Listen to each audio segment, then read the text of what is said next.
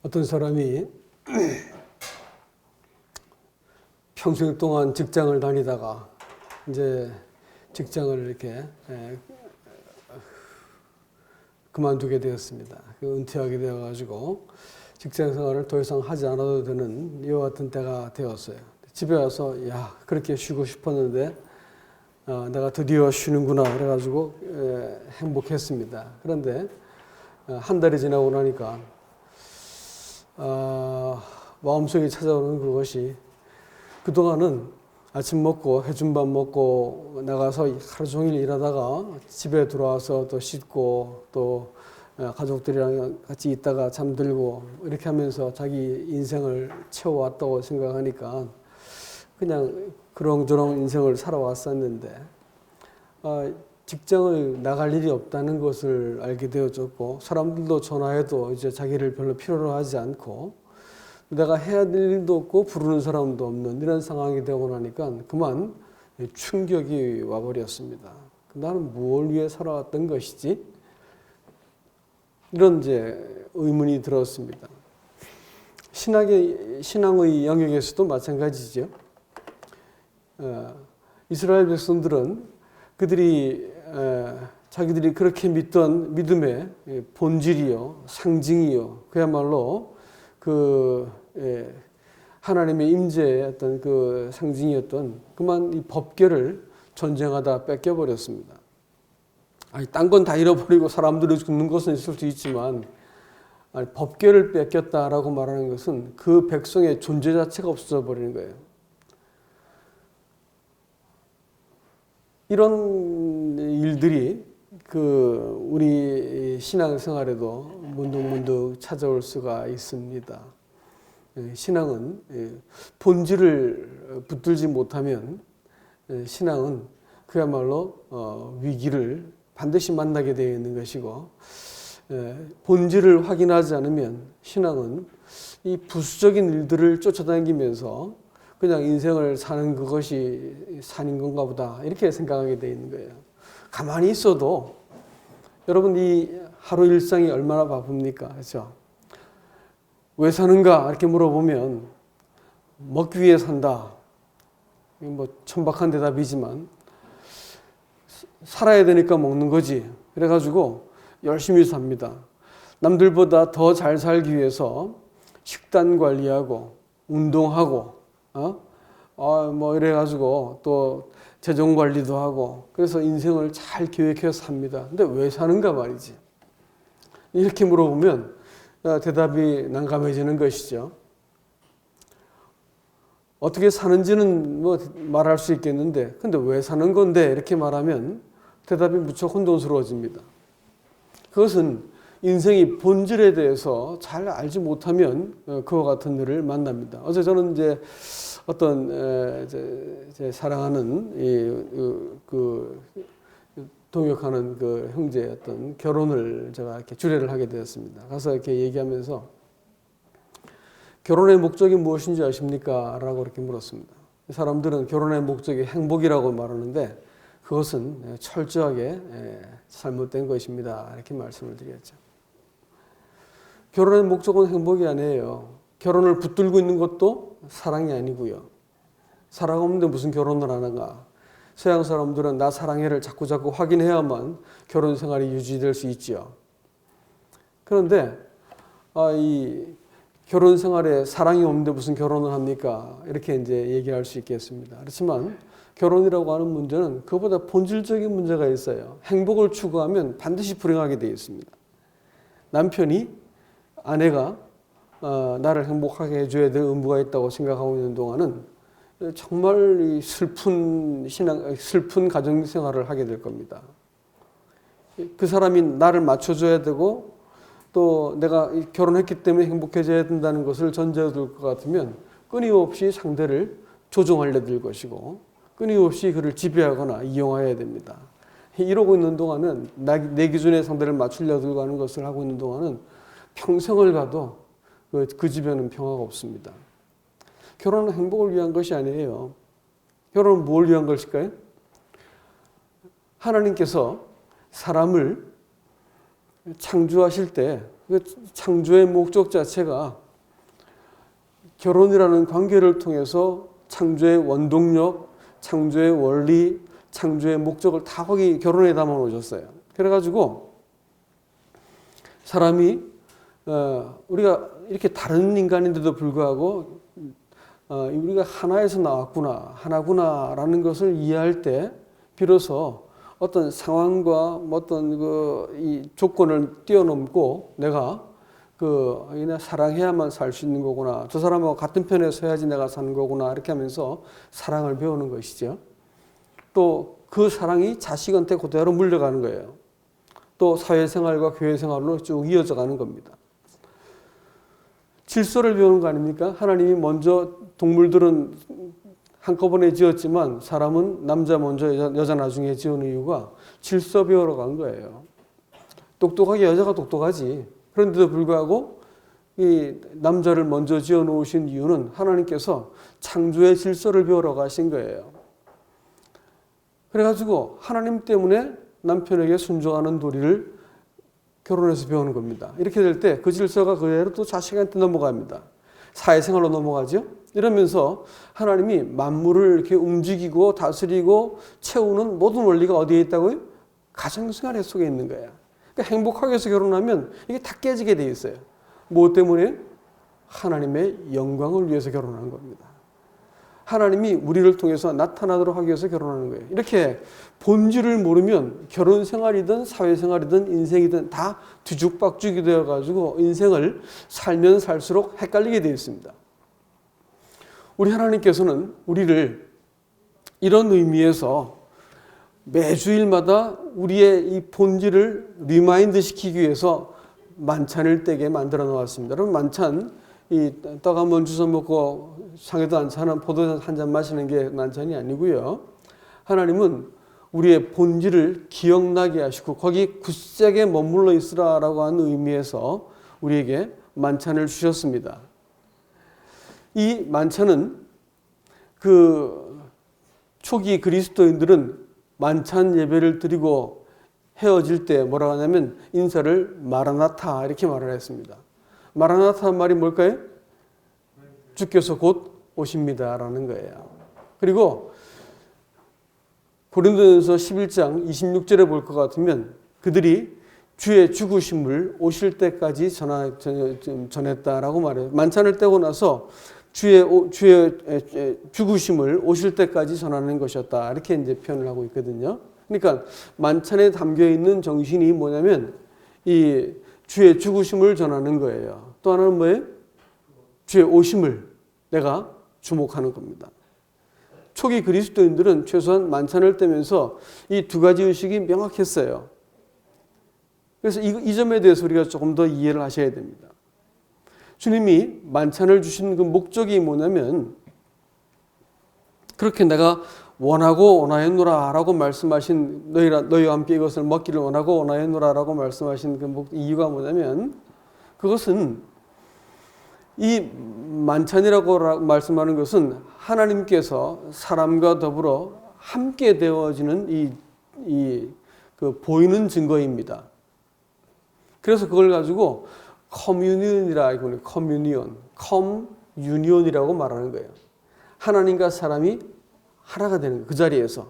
그래서 하나님이 사람의 몸을 입고 와가지고 그 자리에서 이렇게 자기의 몸을 이렇게 펼쳐 보이시고 이걸 먹으라 이렇게 표현하고 있습니다. 먹는다고 하는 것은 하나가 된다라는 일치가 된다라는 뜻입니다. 가족이라는 말이고. 그리고 그 떡을 먹는다고 말하는 것은 우리가 한 떡에 참여한다라는 표현을 고린도전서 그에서 10장에서 말하고 있죠. 한 떡에 참여한다라는 것은 우리가 지금 한 지체다라는 것을 또 보여주고 있는 것입니다. 여러분, 이 혼란스러운 신앙생활, 이 세대 속에서 신앙을 지키고 맨 마지막에 하나님의 백성으로 남을 수 있는 그 힘, 그 근원, 그 원동력을 도대체 어디서 찾을 수 있을까요? 우리 이것을 만찬에서 찾아야 됩니다. 만찬에서 우리 주님께서 그 떡을 내가 이렇게 떼어 먹으면서 이것은 너희를 위한 내 몸이다라고 말씀하셔서 너희가 내 몸에 속한 자다라는 것을 알려주세요. 신앙생활은 사실은 이 정체성을 명확히 하는 데서부터 출발합니다. 롯의 실패가 어디에 있었을까요? 이 착각이 있었어요. 내가 이 사람들한테 잘하면 또 내가 이 사람들한테 어찌하면 이 사람들이 나를 형제로 받아줄 것이다 라고 생각했지만 그 사람들은 끝까지 그 사람을 뭐예요? 롯은 별종이었습니다. 자기들과 같지 않다는 거 그들이 더 알아챘어요. 이 롯의 인생의 실패는 뭐냐면 자기가 누군지에 대해서 명확하게 잘 알지 못했어요. 그래서 세상 사람들과 같은 길, 같은 안목, 같은 시각을 가지고 인생을 살기 시작합니다. 그래서 열심히 살아가지고 그 성문에 앉았어요. 성문에 앉았다는 말은 다스리는 자라는 뜻이고 그들의 대소간의 모든 일들을 관여하는 그런 위치에 있다라는 것을 의미합니다. 그런 사람이 되었음에도 불구하고 그 사람들은 그 롯을 바라볼 때 어떤 사람을 봤을까요? 그 이방인이다라는 것을 알고 있었습니다. 롯만 그걸 몰랐던 것이죠. 그것이 그 사람의 인생을 이렇게 혼돈스럽게 만들어버린 것입니다. 그리스도인들이 우리가 이 땅을 살아가지만 이 땅에 속한 자가 아닙니다, 여러분. 네? 그걸 아셔야 됩니다. 우리가 이 땅을 살아가고 있지만 그들과 섞여 살고 있지만 한자 말에 화이부동이다 이런 말이 있는데 그들하고 같이 내가 섞여 있지만 같지는 않아. 같지는 않은 거예요. 내가 속한 법이 틀리고 나를 통치하는 법이 틀려요. 그 사람들은 아무런 양심의 가치가 없이 인생을 이렇게 그릇된 일들을 하지만 우리는 그것이 양심의 가책이 되어지고 성령께서 그것을 말리시는 법이 있어요. 그들의 가치는 잘 먹고 잘 살다가 나중에 죽자예요. 우리는 그러나 이 삶은 우리에게 주신 과정이고 영혼을 위한 어떤 예비적인 그 어떤 기간이라는 것을 알고 있습니다. 그들과 같을 수가 없는 것이죠. 그리스도인들이 이 점에 있어가지고 명확하지 않으면 세상 사람들과 똑같이 쩔쩔매고 전전긍긍하고 더 거둬야 되고 없어지면 두려워하고 그렇게 해야 되는 거예요. 주식하면 따라 주식해야 되고 집 못 산 것을 가슴치고 후회하고 이러면서 어쩔 줄 몰라 하고 이런 일들이 사실 우리한테 있지요. 있습니다. 근데 이렇게 그것을 많이 하려고 그 뒷공문이 따라가려고 뒤적뒤적 하고 있으면 마음이 비참해지는 거예요. 이런 것이 우리를 이건 내 길이 아니구나. 내 모든 복과 내 모든 어떤 내 삶에 있어서의 어떤 혜택은 좋은 것은 하나님부터 오는 것이지 내가 이 세상 사람들과 똑같이 길을 따라가서 얻는 것이 아니구나라는 것을 알게 될 때쯤 되면 내가 손을 놓는 겁니다. 그리고 당신께 우리의 삶을 의탁합니다. 이렇게 되는 것이죠. 여러분 롯이 몰랐던 것이 자기가 누군지를 몰랐기 때문에 신앙생활이 그렇게 혼돈스러웠습니다. 주님은 우리를 너는 내 것이다 라고 말을 하고 주님께 속한 존재라는 것을 기억나게 만들어주세요. 여러분 이것이 문득문득 우리 삶 속에서 기억이 나야 됩니다. 그래서 주님께서 잊어버리지 말고 모일 때마다 떡을 떼라 이렇게 말씀하고 있는 거예요. 떡을 떼므로써 내가 주님 거구나 이렇게 생각을 하고 문제를 들여다볼 것 같으면 내가 정죄받아야 될 그 자리에서도 툭 털고 일어날 수 있고요. 내가 곤란한 위기를 만났어도 내가 그 위기에 공포감에 사로잡히지 않습니다. 되게 염려라고 하는 것은 일어나기 전에 사람의 마음속에 사람을 사로잡는 어떤 것이지 일어난 것은 염려하지 않죠. 그러니까 염려에 사로잡힌 건 뭘까요? 하나님을 신뢰하고 있지 않다는 것이죠. 그래서 염려라는 말은 나뉘었다라는 단어에서 출발합니다. 어원을 갖고 있어요. 마음이 나뉜 거예요. 신앙생활 이런 의미에서 내가 누구인지를 자주 기억해내는 그것은 우리가 새로운 힘을 얻게 되어지는 원동력이 되어집니다. 그래서 주님께서 이 떡을 떼라 이렇게 말씀하셨죠. 여러분 떡을 떼고 나서 그 사람들이 흩어지면서 어떻게 했냐면 주의 죽으심을 전했습니다. 주의 죽으심을 전했다고 하는 것은 전도했다는 말이 사실은 정확하게 아닙니다. 뭔 뜻이냐면 초대 그리스도인들은 주의 죽으심을 전하지 않았기 때문에 그렇습니다. 그분들이 복음을 전한 그 내용은 주의 부활이었습니다. 주의 죽으심은 다 알고 있었어요. 사람들이. 그렇지 않습니까?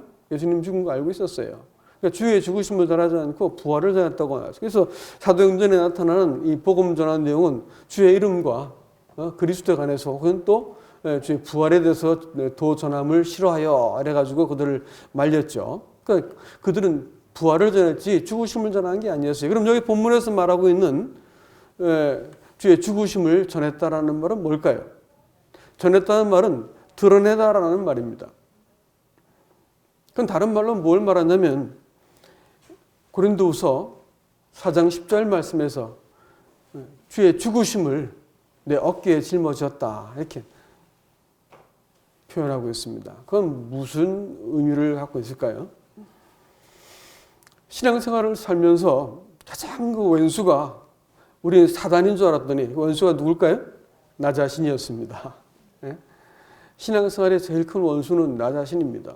내가 이렇게 치사하고 약삭 빠르고 꼼수 부리고 징징거리고 뻔뻔스럽게 요구를 하고 이런 것들이 다 내 속에서 명분을 가지고 소리를 질러대고 있는 이와 같은 이 존재죠. 자식 키우면서 떼쓰고 있는 아이를 바라보면서 도대체 얘는 누구 닮아서 이럴까라고 말했다가 얼른 입을 가리죠. 자기 닮은 건지 모르지 알아챈 거지. 키우면서 아이 아주 보기 싫은 그 얼굴이 자기 모습이란 것을 얼른 발견하게 되고 부모들이 철이 듭니다. 그리스도인들이 가장 이 그리스도인을 괴롭히는 것이 자기 자신이라는 것을 깨닫게 되어지면 내가 자기 실현을 위해서 살아가는 이 세상, 자기 피해를 하고 과장을 하고 나는 뭐 잘못한 거 없다고 변명을 하고 나 괜찮은 사람이라고 자꾸 이렇게 또 말을 하고 또 말을 하고 해야 되는 이 아주 그 유치한 이 나 자신에 대해서 이건 내가 죽은 자로 여기지 않고 인생을 사는 그것은 또 하나의 구질구질한 사람 하나 만들어내는 것에 불과한 것입니다. 그리스도인들은 그리스도께서 바로 이런 나를 위해서 죽으신 것을 기억하고 나도 또한 죽은 자입니다 라고 말하는 것입니다. 그리스도의 삶 속에서 이와 같이 예수 죽인 것을 내 몸에 짊어지는 일이 나타나지 않으면 인생은 참 유치해져요. 얼마나 유치해진지 모릅니다. 그러나 잘났단 말이야. 나 할 수 있단 말이야. 나 괜찮은 사람이란 말이야. 내가 안 그랬다고 말하고 이러면서 이제 끊임없이 변명하고 자랑하고 자기를 이렇게 포장하는 일들의 인생을 허비할 수밖에 없습니다. 그러나 예수 죽인 것을 나도 짊어지기 시작하면 만찬을 떼면서 저 같은 자를 위해서 함께 되기 위해서 죽으시고 나를 품으신 주님 생각하니까 마음이 주님 앞에서 다 무릎을 꿇게 되어지는 것입니다. 주님 그렇습니다. 내가 이 유치한 이 구질구질한 나 더 이상 포장하지 않고 이거 붙들고 인생을 내가 깃발 흔들듯이 사는 거 나 이제 포기하겠습니다. 내 안에 계신 분 예수 그리스도 당신만 내가 따르고 섬기겠습니다. 이렇게 말하는 겁니다. 이게 만찬을 드리고 나서 예수 죽인 것을 선포하는 주의 죽으심을 전하는 자들의 동기부여가 되는 것입니다. 이게 동기부여인 것입니다. 그리스도인들은 그때 만찬이 말할 수 없이 중요한 거예요. 만찬을 드리면서 이 세상을 다른 사람과 다르게 사는 것이죠. 비로소 그리스도인들이 이 초라한 날을 어떻게든지 포장해서 근사하게 보이려고 인생을 살고 있는 사람들과 다르게 그리스도를 드러내는 거예요. 그리스도를. 기꺼이 내 약함들을 말할 수 있고 내가 과장하지 않아도 되는 나보다 더 나가 되시는 이 예수 그리스도가 안에 계시기 때문에 그분을 통해서 인생을 뚜벅뚜벅 걸어갈 수 있는 사람이 되는 겁니다. 얼마나 놀라운 일이에요, 여러분. 그렇죠? 초림의 예수는 이렇게 우리에게 찾아오셨습니다. 십자가에 죽으시고 부활하시고 이제 내 속에 찾아오셔서 나와 동행하시는데 동행하는 사람들마다 이제는 내가 산 것이 아니요 내 안에 그리스도께서 산 것입니다라는 고백을 받아내세요. 그래서 우리 인생을 그리스도를 통해서 예수 죽인 것을 몸에 짊어지며 사는 사람들을 하나하나 얻어내는 이와 같은 것이 오늘 만찬을 때는 목적인 것을 여러분 기억하셔야 됩니다. 그런가 하면 이 만찬을 다 떼고 나서 그들이 헤어지면서 마라나타라고 말을 했습니다. 주님 곧 오십니다. 이 부조화스럽고 모순되며 불의가 판치는 세상을 살고 있고 억울하게 압제를 당하고 있던 이 사람들에게 있어서 주님 다시 오시면 분명히 그들에게 소망이었습니다. 주님은 이 떡을 주실 뿐 아니라 또 잔을 주셨습니다. 잔을 주시면서 이것은 너희를 위한 새 언약이다라고 말씀을 해주셨지요. 언약이라는 것은 기본적으로 미래형입니다. 오늘 언약을 맺어가지고 앞으로 과정을 살아가면서 이 약속의 근거에서 내가 너한테 어찌하겠다라는 것이 언약 아니겠습니까? 그렇죠? 언약은 기본적으로 미래지향적인 것입니다. 그러면 우리 주님께서 그 십자가에서 죽기 직전에 이 만찬을 떼고 언약을 주셨습니다. 이 언약은 우리가 이후로 살아가는 모든 삶 가운데 그분이 내 삶을 개입하시고 이 새 언약, 자기 피로 보증하셔서 우리를 늘 그 기뻐하는 자녀같이 대우하시겠다고 하는 이 그 언약입니다. 그리고 마침내 우리를 신부같이 우리를 영접하시겠다고 하는 언약이겠지요. 그래서 우리는 이 언약, 이것은 다시 오실 재림의 예수를 바라보는 것입니다. 초림의 예수를 바라보면서 동일시가 되었고 재림의 예수를 바라보면서 우리는 이 약속 가운데서 우리가 우리에게 주어진 인생을 약속을 근거해서 살 수 있게 만들어 주신 것입니다. 이 약속은 우리를 신부같이 우리 하나님께서 영접하시는 것입니다. 그런데 이 신부를 어떻게 준비되는 것입니까? 신부는 예수 그리스도의 허리에서 나오는 것이지만 신부가 단장한 모습을 요한계시록 22장은 뭐라고 표현하고 있냐면 그 예루살렘 성이 신부가 마치 단장한 것과 같이 같았더라. 이렇게 이제 표현을 하고 있습니다. 다시 말하면 이 신부된 이 외형은 성 쌓는 모습과 같다라는 것이겠지요. 여러분, 이 고레스 왕 때 하나님의 명령과 이 세상의 임금을 움직여 가지고 하나님의 시간표대로 또 하나님의 계획대로 하나님이 명령하셔 가지고 이 왕이 이스라엘 백성들에게 너희는 올라가서 이래 가지고 이 전을 지어라, 이렇게 성전을 지어라라고 명령하십니다. 성전 누가 지으신 거예요? 하나님이 지으신 거예요. 성전이 뭐 하는 곳일까요? 성전이 뭐 하는 곳이에요? 하나님이 구하시는 것이죠. 물론 우리가 쉽게 생각하면 하나님이 구하신 것입니다. 성전이 왜 필요한 것이죠? 엄격히 말하면요, 그건 언약 때문입니다. 아세요? 언약 때문에 성전이 존재하는 거예요. 왜 그렇게 말씀을 드릴 수 있냐면 우리는 하나님과 언약을 맺게 되어졌을 때 우리가 인격적인 책임을 가진 존재가 되는 것이기 때문에 그렇습니다. 그래서 하나님이 사람에게 찾아오셔가지고 언약을 맺었어요. 근데 이 언약이 율법을 세우고 언약을 맺어서 율법이 있다 할지라도 언약이 없으면 어떻게 할까요? 그건 아무것도 아니에요. 우리 관계없는 거예요. 법이 있을 때 내가 그것을 동의하겠습니다라고 내가 동의해야만 율법이 혹은 또 새 언약이 나랑 하나님이 세우신 그 구원이 나한테 이 성립이 되는 거예요. 약속이 맺어져야지 성립이 되는 거라고요. 아시겠죠? 근데 이 약속이 깨어져야 안 깨어져요? 구약 시대 때 깨어졌습니다. 내가 죄를 지었기 때문에 율법을 깨뜨리는 거예요. 그럼 율법을 깨어지면 끝나는 건가요? 아니죠. 이 깨어진 율법을 보수하고 또 무마하고 회복을 시켜야 되는 거예요.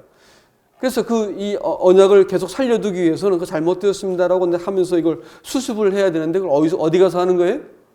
성전 가서 하는 거예요. 그러니까 제사를 드리면서 그 언약을 바로 잡아가지고 관계가 살아있게 만들어 놓으시는 거예요. 아시겠죠? 신약도 마찬가지입니다. 하나님의 구원은 제시되었지만 그것을 우리가 그 믿음을 통해서 이 언약의 관계를 내가 맺게 되었습니다. 이 언약의 관계가 어디서 회복될까요? 성전에서 되는 거예요. 성전에서 되는 겁니다. 그리스도의 몸 안에서 되는 거예요. 그 피가 있고 또 그리스도의 몸이라고 불려지는 이 성전 안에서 되는 거라고요. 우리 만찬을 떼는 이유가 이 보혈을 근거로 내가 이 언약이 새로워지고 이 언약 때문에 내가 지금 하나님하고 정상적인 관계에 있구나라는 것을 알게 되어지고 담대함을 갖고 내가 살아갈 수 있게 만드시는 거죠. 여러분, 신앙생활이 이 언약을 근거해서 우리가 이 땅을 살아가서 종국에는 뭐가 되냐면 하나님의 신부로 영접되는 것이다라는 것입니다. 자, 신부로 영접되기 위해서 하나님은 성전을 먼저 작정하시고 일방적으로 성전을 지으셨습니다. 물론 백성들의 손을 빌었지만 그러나 그 성전을 작정하고 세우신 건 누구라고요? 하나님이셨어요. 그러나 성벽을 세웁니다. 성벽을 세우는 것은 조금 별개의 문제였습니다. 뭐냐면 하나님이 성전을 세울 때는 스룹바벨을 먼저 올려보내서 성전을 짓습니다. 그리고 그 이후에 에스라를 올려보내가지고 그들의 심령을 새롭게 하죠. 그리고 나서 3차 귀환이 있는데 그것은 느헤미야를 통해서 또 올려보내시는 겁니다. 느헤미야는 그 성전을 짓기 위해서 올라간 게 아니에요. 성전은 이미 지어졌어요. 그런데 성벽이 무너진 것입니다. 그래가지고 백성들이 수치를 당하고 노략을 당하고 황폐하게 됐다. 이렇게 이제 표현을 하는 얘기를 그 동생 하나님을 통해 들으면서 이 심령에서 이렇게 울분이 올라옵니다. 이거 어떻게 하면 좋을까? 하나님 앞에서 눈물을 흘리고 어떻게 하면 좋을까요? 이렇게 하면서 하나님을 구하게 되었습니다. 여러분, 사실 성전을 지으러 올라가는 사람들도 전체 포로된 사람들의 5%밖에 안 됐다 했죠. 왜 올라가지 않았을까요? 가만히 생각을 해보세요. 바벨론은 지금의 뉴욕 같은 곳입니다. 뉴욕. 자녀 교육을 위해서 올라갈 수 있을까요? 그 시골 깡촌에 왜 올라가요? 자녀 교육시켜야죠. 직장의 비전을 위해서 올라가야 돼요? 말아야 돼요? 올라가면 안 되죠. 비전을 위해서는, 성공을 위해서는 뉴욕에 있어야 되는 거라. 바벨론은 그런 곳이었습니다. 그보다 더한 곳이었어요. 거기서 그들이 뿌리 내리고 70년 동안 살만했습니다. 그런데 올라가라는 거예요. 올라갈까 안 올라갈까? 안 올라가지. 그러니까 95%의 사람들은 떨어져 버린 거예요. 안 올라갔습니다. 그런데 5%는 올라갔습니다. 5%는. 문제는 남아있던 사람들 중에서 욕을 시컷 보죠. 에스더서는 딴 게 아니고 올라가지 않은 사람들이 욕을 시컷 보게 되어지는 사건을 다루고 있습니다. 그리고 거기에서 누가 이 백성들을 건집니까? 에스더가 건져요. 에스더. 그렇죠? 모르드기하고 에스더가 건집니다. 오늘 느헤미야서 한번 잠깐 볼까요? 1장 6절 말씀 보면 그때 왕 후도 왕 곁에 앉아 있었더라. 왕이 내게 이르시되 내가 몇 날에 다녀올 길이며 어느 때에 돌아오겠느냐 하고 왕이 나를 보내기를 좋게 여기시기로 내가 기한을 정하고 이렇게 했는데 이게 이제 무슨 얘기냐면 왕의 술 맡은 관원이 바로 느헤미야였습니다. 그 당시 왕들은 절대 권력을 갖고 있었기 때문에 끊임없이 독살의 위험을 받고 있었어요. 그래서 음식 맡은 사람, 또 술 맡은 사람은 단지 술 맡고 음식 맡는다는 뜻이 아닙니다. 가장 충복한테만 맡기는 것이 바로 술과 음식을 이렇게 맡기는 거예요. 그러니까 이 사람은 세상적으로 어떤 사람일까요? 출세한 사람입니다. 아주 잘 나가던 사람이었어요. 그러니까 올라갈 리가 없죠. 그래서 올려보냈는데 소식을 들어보니까 성문이 소화되고 성벽이 헐려가지고 백성이 욕을 보고 있고 이런 얘기를 들었는데 머리를 쥐어뜯고 고통하는 겁니다. 그리고 이제 수심이 가득해서 서 있으니까 왕이 놀라죠. 왜냐하면 이 사람이 표정이 바뀌면 자기 목숨이 떨어지는 거니까 얼마나 겁이 나겠어요. 그러니까 무슨 일이냐 그러니까 이 느헤미야가 얼마나 놀랐겠습니까? 즉시로 하나님께 기도하고 나서 있는 사실을 자초지정을 쭉 이야기합니다. 그래서 이 느헤미야가 올라가죠. 그래서 이 성을 이렇게 수보하는 일이 느헤미야서에 쭉 나옵니다. 여러분, 성전이 있다고 말하는 것은 그리스도인이라는 말입니다. 그러나 성벽이 잘 쌓여 있다는 것은 신부로서 자격이 갖추었다는 말입니다. 성벽이라고 말하는 그것은 세상과의 경계가 지어진 사람을 얘기합니다. 그리스도인들이 세상 사람들 하는 거 똑같이 살면 어떻게 할까요? 경계가 없는 겁니다. 가치관이 똑같고 나도 똑같이 가서 아이들 좋아하고 똑같이 나가서 투기하고 주식하고 좀 쩔쩔매고 똑같이 살 것 같으면 경계가 없으면 그 사람들이 왜 예수를 믿어야 되는지 설명할 수 있을까요? 설명할 수가 없는 겁니다. 경계가 없는 것은 이 신부로서 자격이 미달된 사람들인 것을 우리에게 보여주는 것입니다. 또 적으로부터 공격을 막기 위해서 성이 필요했습니다. 우리는 끊임없이 생각을 통해서 보는 것을 통해서 공격받는 사람들입니다. 그렇기 때문에 잠시도 우리는 사실은 바람 잘 날이 별로 없는 인생을 살고 있습니다. 그러나 여러분, 성벽이 있는 사람들은 이와 같은 원수의 공격으로부터 보호를 받을 수 있다는 것을 여러분 기억하시기 바랍니다. 그래서 우리는 이 언약을 받은 사람들의 평생의 삶은 뭘까요? 성벽 쌓는 삶입니다. 성벽 쌓는 삶이에요. 그래서 성벽을 쌓는 그것은 원리를 볼 것 같으면 자원에서만 쌓았어요. 누가 쌓으라고 해서 쌓는 게 아니고 자원에서 쌓았습니다. 느헤미야 자신도 자원에서 쌓았고요. 자원에서 쌓는 것입니다.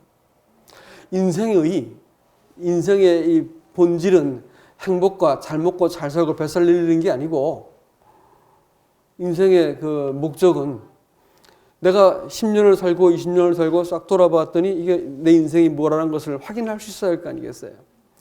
코로나만 되어가지고 집에만 머물러 있으니까 내가 왜 사는 거지 하고 헷갈리기 시작하는 것이 인생인데 그리스도인의 삶이라고 하는 것이 목적이 없으면 어떻게 될까요? 시컷 살고 나서 아이 잘 살아내 이러고 죽어요? 그런 것이 아니겠죠. 목적 없는 인생은 원래 부르심을 받은 적이 없는 인생입니다. 부르심을 받았다는 말 자체가 뭘까요? 목적이 있다는 말이에요. 부르심을 받았다는 것은 누가 목적인 거예요? 부르신 이가 목적인 거예요. 아시겠어요? 부르신 이가 목적이시라고요. 이 예수 그리스도께서 나를 부르셨어요. 그러면 내가 그분이 내 인생의 목적이 되는 것입니다. 이 일이 명확하지 않으면 신앙생활이 살수록 헷갈리게 되어 있습니다. 끝까지 힘자랑하려고 들어요. 자기 꾀로 인생을 살려고 하고 교회에서든지 바깥에 나가서든지 힘자랑하려고 힘으로 뭘 풀려고 드는 거예요. 자기 꾀로 풀려고 드는 거예요. 이렇게 하는 그 이유는 뭐냐면 그리스도가 목적이 안 되어 있으면 이 세상 사람과 사는 똑같은 원리에 의해서 살기 때문에 그렇습니다. 그래서 우리는 지금 이 거룩한 성을 지어가는 사람들이고 하나하나 서로가 필요한 사람들이고 서로가 이렇게 기대고 이어서 지어져야 됩니다. 첫 번째 원리는 자원입니다. 두 번째 원리는 연합이지요. 함께 지어져가는 것입니다. 내가 나를 실현하기 위해서 너를 이용하겠다라고 말하고 있는 동안은 부부 사이에도 절대로 행복이 없습니다. 아무리 가족이라도 내가 내 인생의 편안함과 행복을 실현하기 위해서 네가 필요하다라고 말하는 동안은 관계가 성립되는 게 아니에요. 내가 너를 세워야만 내가 서겠다라고 생각해야 되는 거예요. 당신이 서는 것이 곧 내가 서는 것입니다라고 이해할 수 있다고 같으면 부부 사이가 서는 거예요. 사는 방법이고 또 자식이 또 사는 길이고 교회가 사는 길은 뭐냐면 서로를 세워야만 내가 서는 것이지 내가 서기 위해서 네가 나를 인정해 줘야 되고 이렇게 생각하고 있으면 정말로 아직까지 그 교회든 집안이든 콩가루입니다. 어려운 거예요. 세상적 원리는 안 되는 것입니다. 하나님의 교회는 이 방백들이 자기를 희생해서 어떻게 하냐면 자기 집을 연하여서 성벽을 쌓았다라는 말이 계속 나와요. 그러니까 자기 집을 성벽을 세운 그 자리가 자기 집의 한 벽면이 된 거예요. 교회하고 자기 가정하고 따로 간다고 생각하는 사람들은 아직까지 뭔가 잘 모르는 사람들입니다. 절대 그렇지 않아요. 교회하고 가정은 함께 갑니다. 교회 문제하고 내 가정의 문제가 별개로 놀고 있으면 아직까지 교회와 별 상관이 없는 사람입니다. 교회 문제하고 교회가 분명히 내 집안의 한 벽이라니까요. 같이 맞물려 가게 돼 있어요. 교회 생활이 편하지 않으면 가정 생활도 안 편하게 돼 있습니다.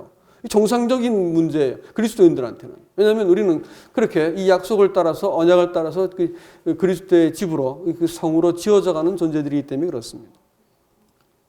그래서 하나님의 교회 안에 주님께서 이 자원하는 사람들을 통해서 또 연합하는 사람들을 통해서 이 하나님의 교회가 지어져 갔다는 것을 기억하셔야 됩니다. 말씀을 맺겠습니다, 여러분. 만찬을 떼는 것은 종교적 의무를 수행하기 위해서 하는 것이 아닙니다. 만찬은 본질을 매주마다 새롭게 목적지를 바라봐라. 목적지를. 네가 누군지를 네가 이해해라. 네가 어떤 언약 위에서 네가 부르시니 그 목적을 네가 따라가야 되겠냐. 이걸 새롭게 하라는 거예요. 그것이 네 인생의 중심이고 본질이지. 이건 놓치면 네가 노래 시컨 부르고 찬송 시컨 듣고 말씀 시컨 듣고 돌아가서 똑같이 사는 거야. 그건 맨날 반복하면서 그걸 신앙생활이라 생각하는 것이지. 신앙생활이 아닙니다. 그건 신앙생활이 아닌 거예요. 내가 교회에서 봉사를 막 하는 거예요. 교회 프로그램을 막 따라가는 거예요. 그러면서도 여전히 신앙생활을 안 할 수가 있습니다. 아십니까? 신앙생활의 본질은 만찬을 통해서 그리스도와 동일시되는 겁니다. 또 이 언약 안에서 우리 삶을 함께 지어가는 것입니다. 에스겔서 22장 29절과 30절 말씀을 읽고 말씀을 마치겠습니다. 에스겔서 22장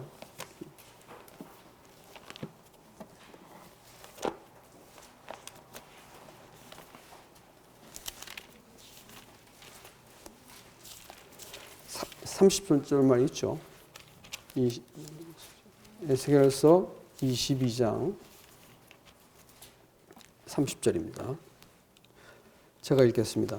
이 땅을 위하여 성을 쌓으며 성 무너진 데를 막아 서서 나로 하여금 멸하지 못하게 할 사람을 내가 그 가운데서 찾다가 찾지 못하였으므로 내가 내 분노를 그들 위에 쏟으며 이렇게 있죠. 이 앞에는 백성들이 포악을 당하고 강탈을 당하고 가난하고 궁핍한 사람들을 압제하고 나그네를 부당하게 대하고 사람들이 관계가 다 깨어져 있었어요. 그걸 가지고 성경은 뭐라고 표현하냐면 성이 무너졌다 이렇게 표현하고 있습니다. 누군가 막아설 사람이 필요한 거예요. 중재할 사람이. 근데 없었어. 그러니까 하나님께서 그 성에다가 진노를 쏜다 이렇게 표현했거든요. 오늘날 이 영적인 성을 쌓고 있는 우리들에게도 마찬가지입니다. 가정 모임이 모이고 있는 이유는 이건 우리가 성을 쌓고 있는 중입니다. 그래서 연하여 쌓고 자원하여 쌓고 자신을 희생하여 쌓는 것입니다. 그래서 성을 무너진 데를 막아서는 자가 오늘